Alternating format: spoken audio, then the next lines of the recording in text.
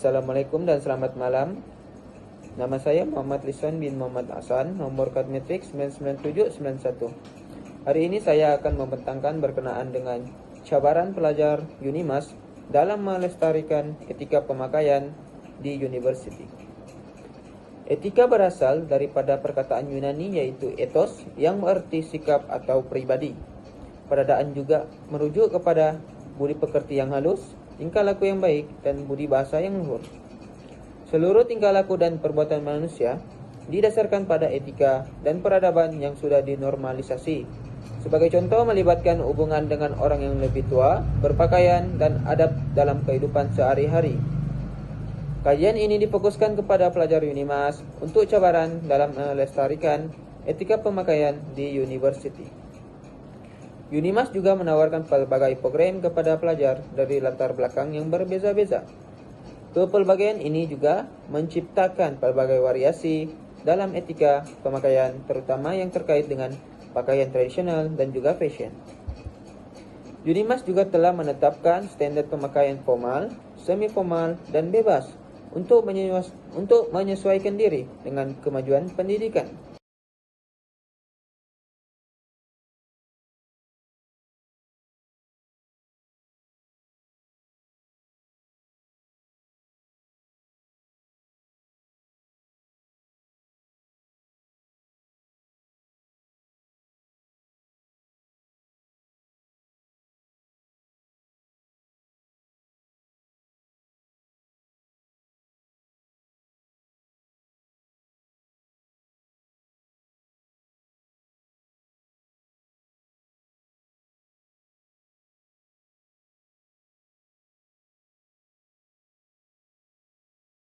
Unimas juga telah menetapkan standar pemakaian formal, semi-formal, dan bebas untuk menyesuaikan diri dengan kemajuan pendidikan.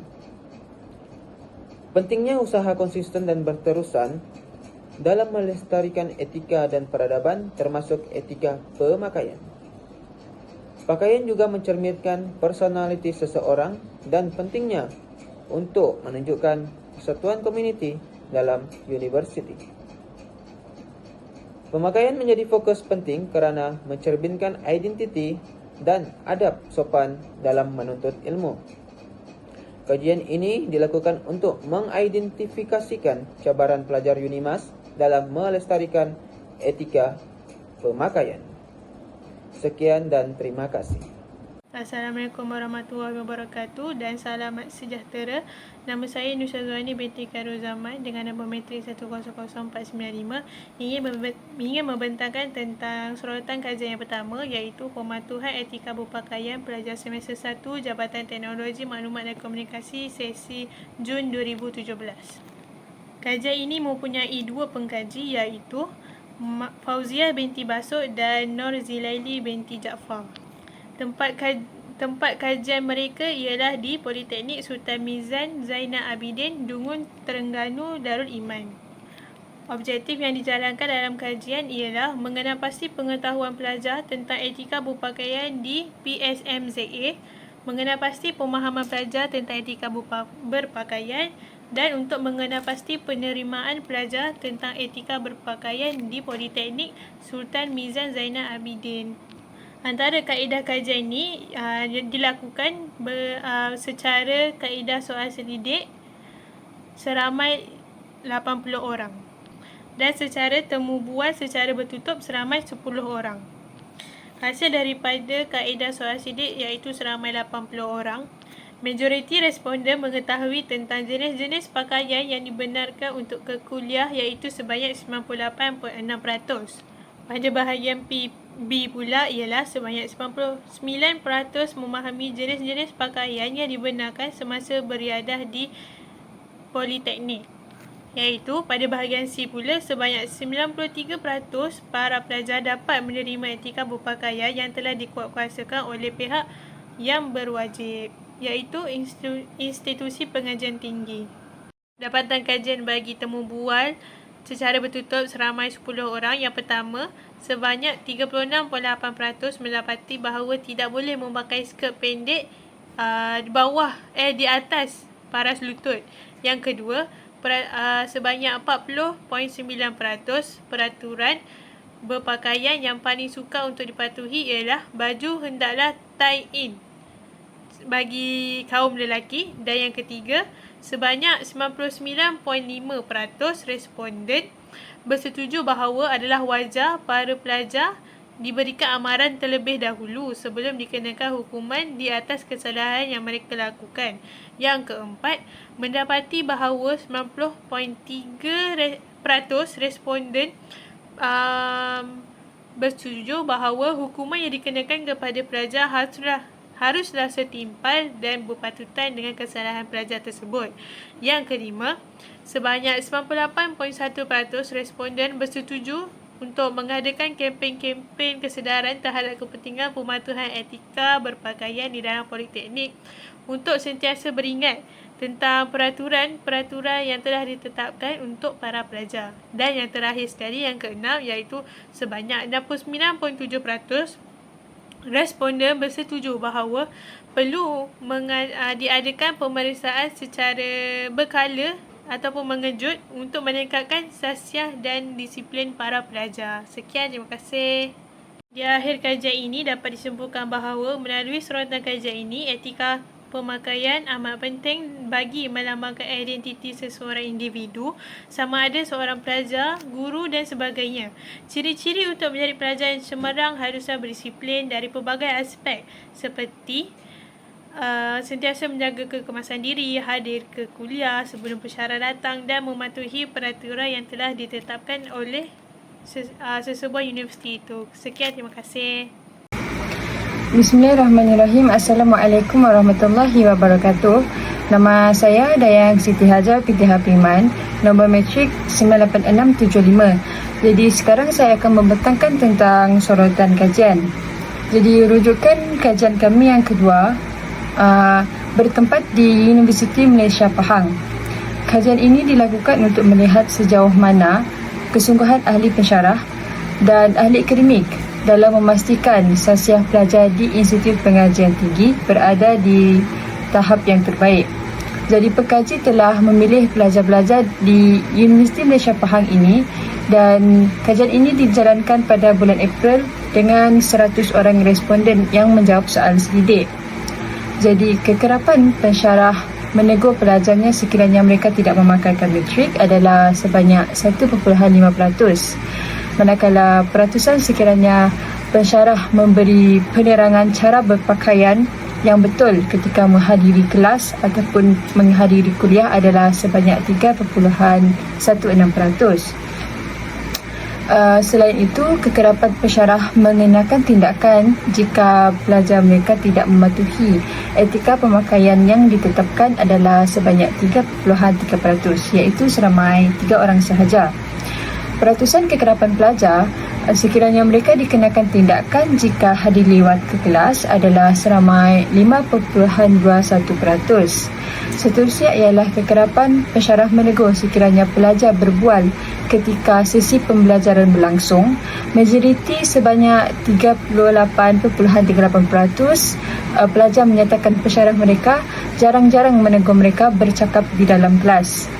Dan yang terakhir ialah kekerapan pensyarah melarang pergaulan antara berlainan jantina yang bermaksud pergaulan antara lelaki dan perempuan adalah sebanyak 3.6% yang menyatakan pensyarah kerap kali menegur. Jadi hal ini penting, kajian ini sangatlah penting dilakukan agar kecemerlangan akademik sentiasa diiringi dengan kecemerlangan akhlak yang terpuji. Sekian, itu sahaja.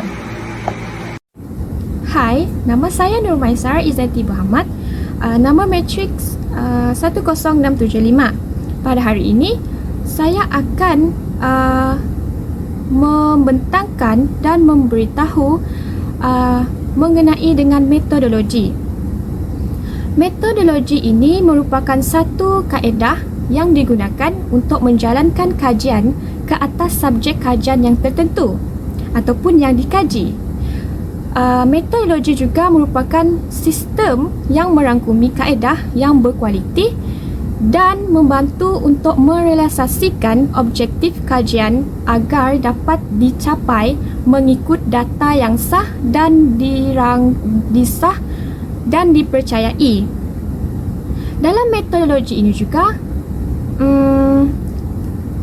kami telah menggunakan 3 kaedah metodologi, iaitu yang pertama reka bentuk kajian, yang kedua mengenai dengan instrumen kajian, dan yang ketiga merupakan borang soal selidik. Dalam reka bentuk kajian, kita menggunakan kaedah tersebut untuk memperlihatkan secara terperinci bagaimana sesuatu kajian yang dijalankan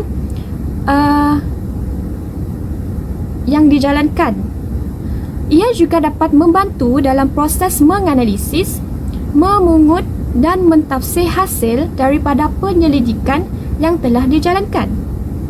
Ia juga dapat mengenal pasti cabaran-cabaran pelajar di UNIMAS ini sudah pasti dapat untuk atau dalam melestari etika pemakaian dalam kalangan pelajar UNIMAS. Dalam instrumen pula, kita menggunakan cara ataupun data-data yang terdapat dalam data-data untuk mencari sumber ataupun kaedah yang dikaji. Untuk yang ketiga pula, iaitu kaedah yang terakhir, iaitu borang soal sidik. Dalam borang soal sidik ini, kami telah terbahagi kepada 3, iaitu bahagian A, bahagian B dan bahagian C.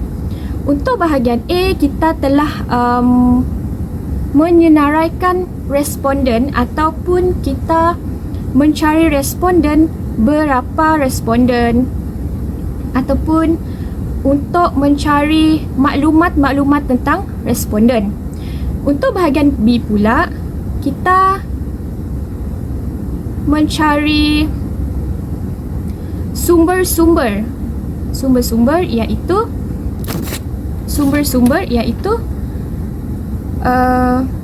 cabaran-cabaran yang terdapat cabaran-cabaran yang boleh kita cari dalam setiap responden yang mengisi borang tersebut, iaitu yang terakhir, iaitu bahagian C. Untuk bahagian C, kita telah menyenaraikan langkah-langkah bagaimana untuk mengatasi masalah ataupun mengatasi cabaran yang telah berlaku, iaitu terutamanya kepada para pelajar di UNIMAS ini. Itu sahaja daripada saya. Sekian, terima kasih. Hai, salam sejahtera. Saya Owen Belawan Twing, nombor matrik 100745. Untuk bahagian dapatan dan kajian, saya akan membentangkan iaitu pada bahagian A berkaitan dengan demografi responden. Di mana untuk bahagian demografi responden terdapat di mana kita memilih bahawa jantina, agama, bangsa dan umur. Okey, bagi jantina, kami telah memilih lelaki dan perempuan untuk menjawab kami punya soal selidik, di mana terdapat sejumlah 14 orang lelaki bersamaan dengan 25.9% yang telah menjawab soal selidik kami, manakala untuk perempuan pula terdapat 40 orang perempuan ataupun pelajar di universiti yang telah menjawab soal selidik untuk demografi responden kami. Di samping itu, agama-agama yang telah dipilih oleh responden di dalam soal selidik untuk demografi responden adalah agama Islam, Kristian, Hindu dan Buddha. Okey, untuk agama Islam pula terdapat 33 pelajar universiti yang beragama Islam dengan kadar peratusan sebanyak 60%. Manakala untuk pelajar Kristian pula yang berada di universiti terdapat 19 orang dengan kadar peratusan seramai 24.5%. Manakala untuk yang beragama Hindu terdapat 2 orang yang telah menjawab soal selidik kami, dan Buddha pula terdapat 1 orang sahaja dengan kadar peratus 1%. Selain itu, saya akan membentangkan pada bahagian bangsa. Okey, bangsa yang telah menjawab soal selidik kami untuk demografi responden adalah bangsa Melayu, Iban, Cina, Bidayuh, India, Bisaya dan lain-lain. Untuk yang lain-lain sebenarnya terdapat pelbagai bangsa yang telah menjawab demografi responden ataupun soal selidik kami di mana ia tidak tersenarai di sini. Contohnya seperti masyarakat Bumiputera, Dusun, Bugis, Melanau, Filipin dan Dayak serta Iban. Jadi untuk bangsa Melayu terdapat seramai 26 orang dengan kadar peratusan seramai 47%, manakala yang berbangsa Iban pula terdapat 10 orang, manakala Cina terdapat 3 orang sahaja yang menjawab dengan kadar peratus sebanyak 5,5 dan Bidayuh pula seramai 3 orang, India seramai 2 orang dan yang lain seramai 1 orang. Kami tidak menyenaraikan yang lain-lain kerana kadar peratusan untuk bangsa adalah sama iaitu 1.8%. Hal ini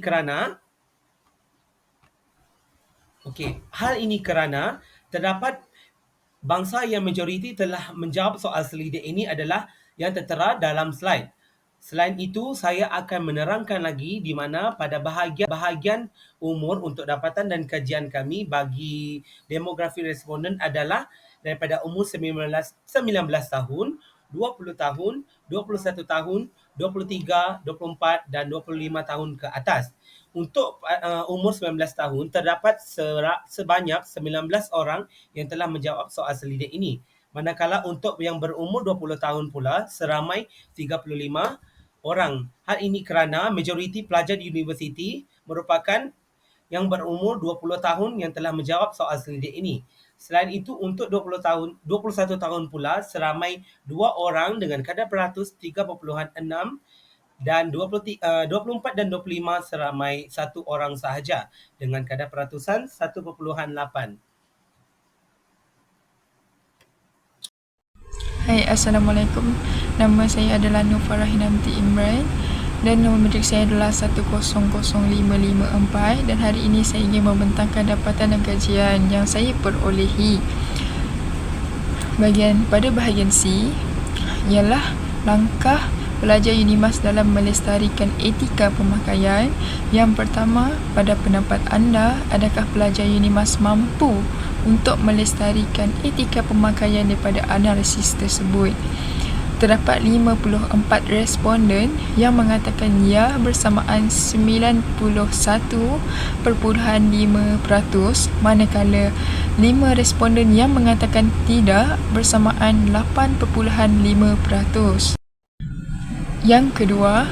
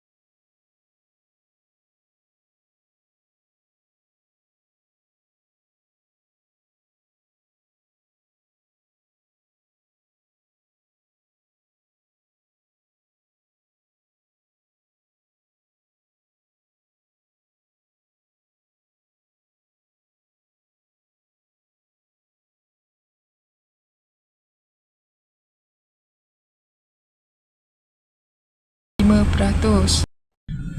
Yang kedua, apakah langkah yang patut pelajar UNIMAS lakukan dalam melestarikan etika pemakaian pada masa kini? Berikan pandangan anda. Isi pertama adalah berpakaian kemas untuk melestarikan lagi etika pemakaian di UNIMAS. Isi yang kedua adalah dengan memantapkan dan memperkasakan peraturan gaya hidup berhemah di UNIMAS. Kesimpulannya dekat sini dia adalah etika pemakaian penting dalam kehidupan seharian dan mendatangkan kebaikan kepada diri sendiri, masyarakat setempat. Yang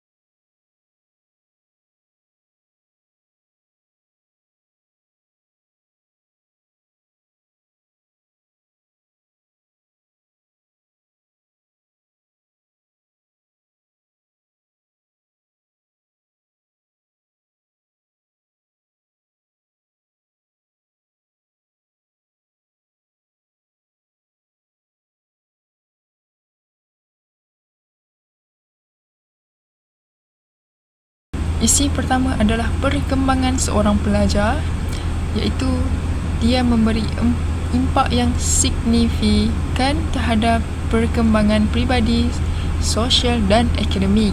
Isi kedua adalah membantu pelajar memahami tanggungjawab dan kesan tindakan mereka, iaitu membentuk dirinya menjadi individu yang berjaya. Isi ketiga adalah memberi persediaan kepada pelajar untuk menghadapi dunia pekerjaan. Yang terakhir, apakah langkah-langkah yang sesuai kepada pelajar UNIMAS dalam melestarikan etika pemakaian pada masa kini? Isi pertama adalah aspek pendidikan dan kesedaran. Terdapat 44 orang responden bersamaan 74.6%. Ia mampu melestarikan sistem etika pemakaian. Isi kedua adalah pengurangan pembaziran. Terdapat 26 orang responden bersamaan 44% penggunaan kewangan secara yang tidak berhemah. Isi ketiga adalah dengan menggunakan platform dengan bijak. Terdapat 41 orang responden bersamaan 69.5% dengan penggunaan platform tanpa ada batasan. Dan isi yang terakhir adalah gaya hidup berhemah. Terdapat 40 orang responden bersamaan 67% Ia berfokus kepada bagaimana cara untuk hidup berhemah. Itu sahaja untuk saya hari ini. Terima kasih.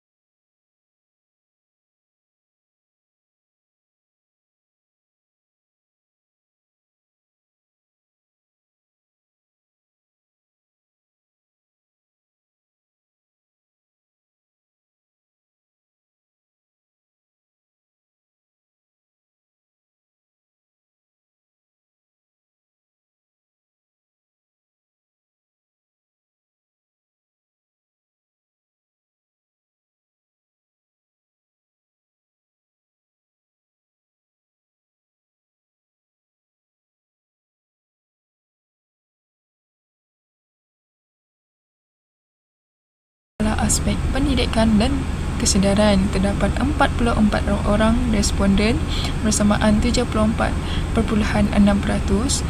Ia mampu melestarikan sistem etika pemakaian. Isi kedua adalah pengurangan pembaziran, terdapat 26 orang responden bersamaan 44%. Penggunaan kewangan secara yang tidak berhemah.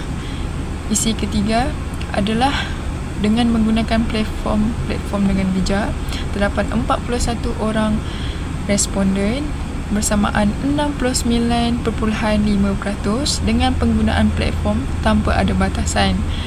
Dan isi yang terakhir adalah gaya hidup berhemah, terdapat 40 orang responden bersamaan 67.8%. Ia berfokus kepada bagaimana cara untuk hidup berhemah. Itu sahaja untuk saya hari ini. Terima kasih. Pada bahagian B, borang soal selidik membincangkan tentang cabaran pelajar UNIMAS dalam melestarikan etika pemakaian. Pada bahagian tersebut, soalan telah dikemukakan kepada responden iaitu, adakah rakan sebaya menjadi cabaran etika pemakaian? 35 orang responden menyatakan ya, manakala 20 orang responden menjawab tidak. Soalan kedua yang dikemukakan pada bahagian tersebut ialah berapakah anggaran nilai perbelanjaan etika pemakaian anda masa kini? Seramai 15 responden menyatakan RM50, 31 responden menyatakan RM100, 6 responden menyatakan RM150, seorang responden menyatakan 200, manakala seorang responden menyatakan 500 dan selebihnya seorang responden menyatakan RM0.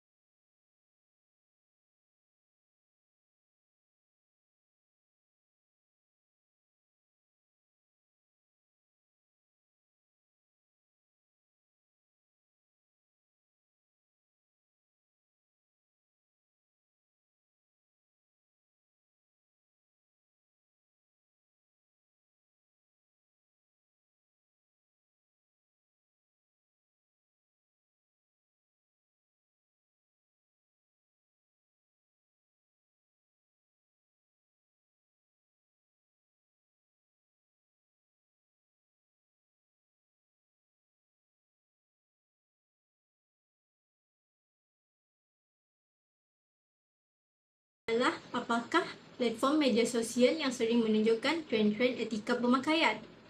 Seramai 39 responden menyatakan aplikasi TikTok.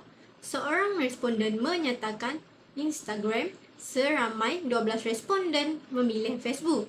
2 responden memilih Pinterest, manakala seorang responden menyatakan Lemonade. Soalan yang seterusnya ialah adakah anda mudah terpengaruh dengan trend-trend pemakaian yang disebarkan melalui semua platform media sosial? Sebanyak 33 responden menyatakan ya, manakala sebanyak 22 responden menyatakan tidak. Soalan terakhir yang dikemukakan pada bahagian tersebut ialah adakah etika pemakaian setiap bangsa dibenarkan dipakai di UNIMAS? Berikan sebab anda.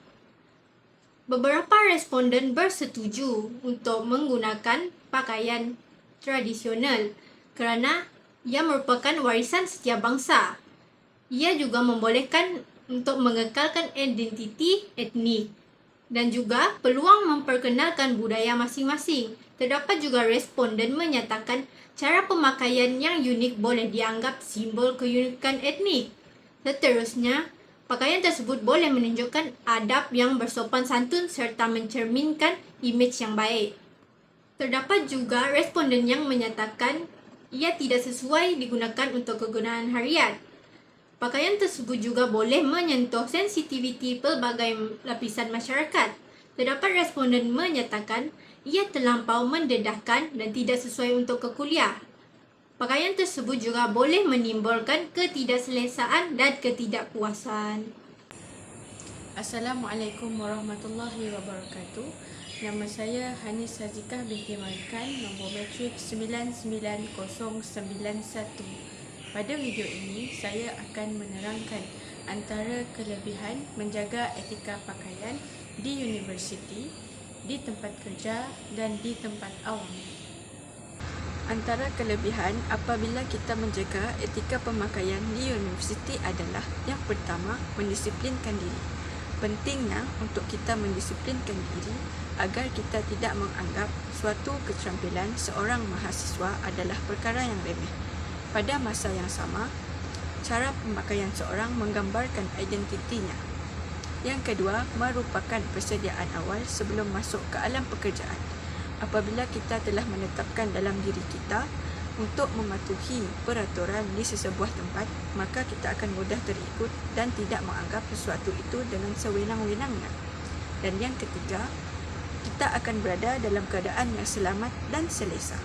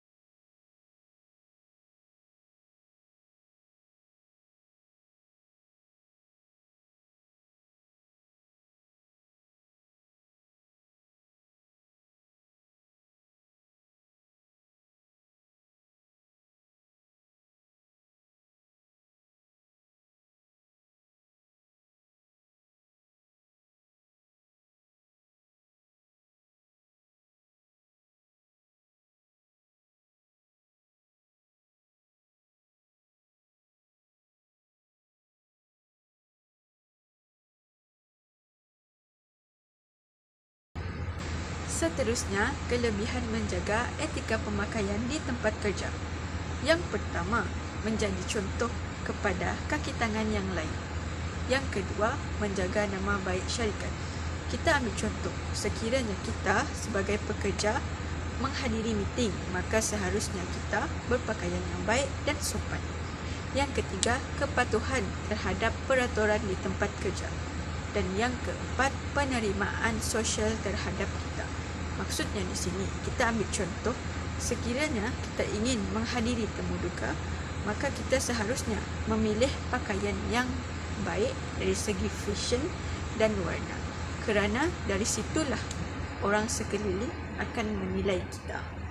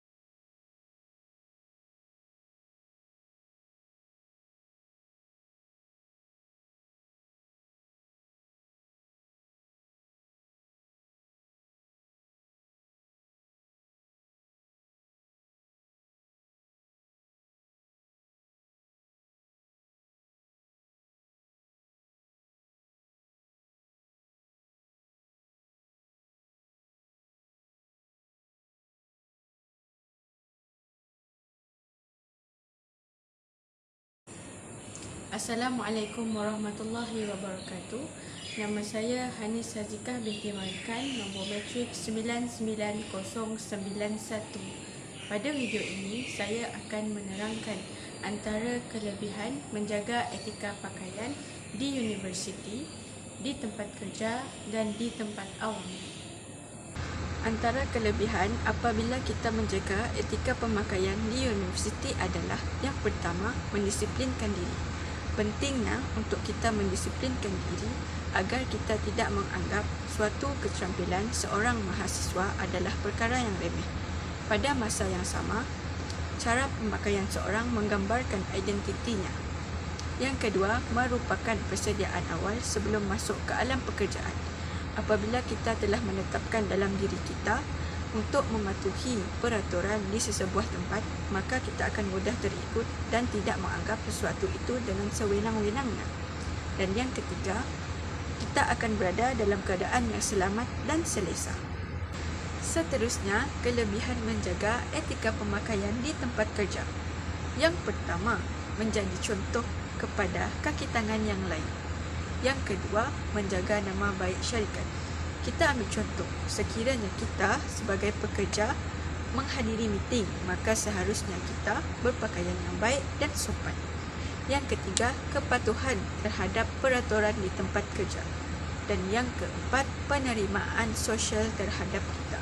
Maksudnya di sini, kita ambil contoh, sekiranya kita ingin menghadiri temu duka, maka kita seharusnya memilih pakaian yang baik dari segi fashion dan warna, kerana dari situlah orang sekeliling akan menilai kita.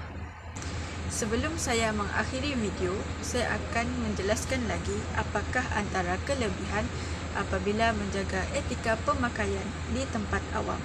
Yang pertama, meningkatkan rasa hormat dalam majlis ataupun acara. Kita ambil contoh pada hari raya.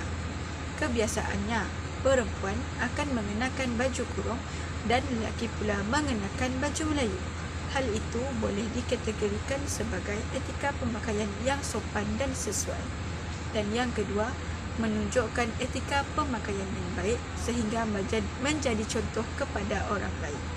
Harus diingatkan bahawa apabila kita berada di tempat umum, kita akan berada di kelompok yang mempunyai pelbagai jenis peringkat umur. Jadi, seharusnya kita menjadi contoh untuk anak-anak kecil ataupun remaja yang ingin meningkat dewasa. Dan yang terakhir, meningkatkan rasa hormat terhadap kita. Orang sekeliling akan menilai kita berdasarkan pemakaian. Jadi, seharusnya kita berpakaian yang baik agar orang akan menghormati kita. Sekian sahaja daripada saya. Terima kasih. Bismillahirrahmanirrahim. Assalamualaikum warahmatullahi wabarakatuh. Nama diberi Fatin Farhana binti Muhammad Khalil dengan nombor matrik 98934. Baiklah, insya-Allah kita sudah pun sampai sehingga ke penghujung sesi pembentangan.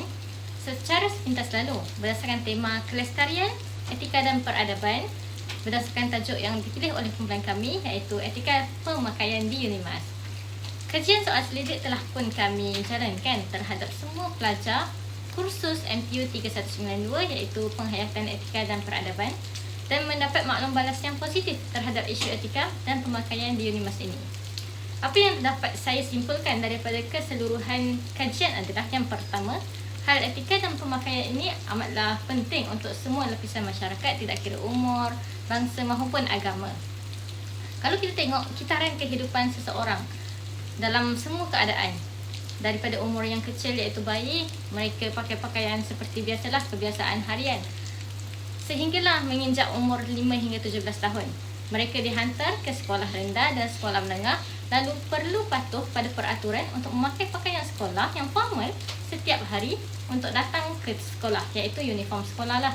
Dan bila dah habis waktu sekolah, mereka sambung pula pelajaran di peringkat universiti.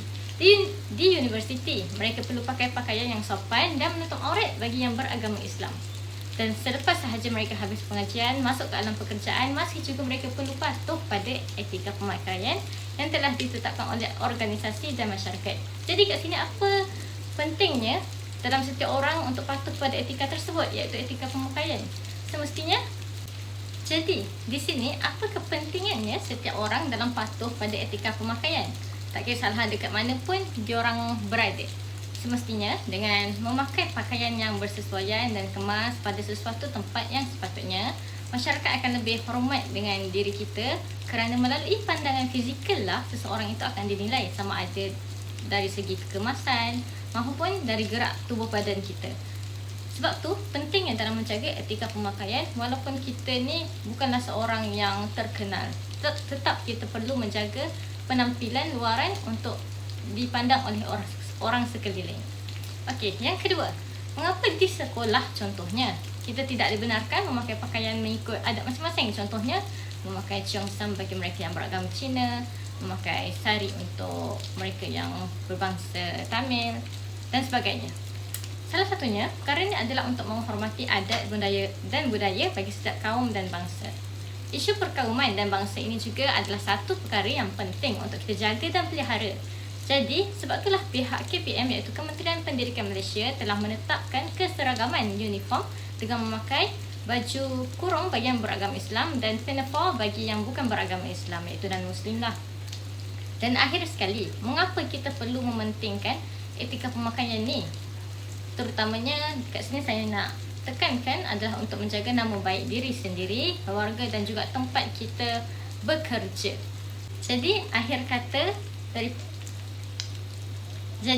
kata daripada saya, etika pemakaian ini bukanlah suatu perkara yang perlu dipandang enteng, tetapi adalah satu perkara yang perlu kita titik beratkan untuk diri kita sendiri, untuk kita tetap dipandang oleh masyarakat dari segi yang baiknya dan supaya dapat menjadikan diri kita lebih berdisiplin dan bersahsiah mulia terhadap semua orang.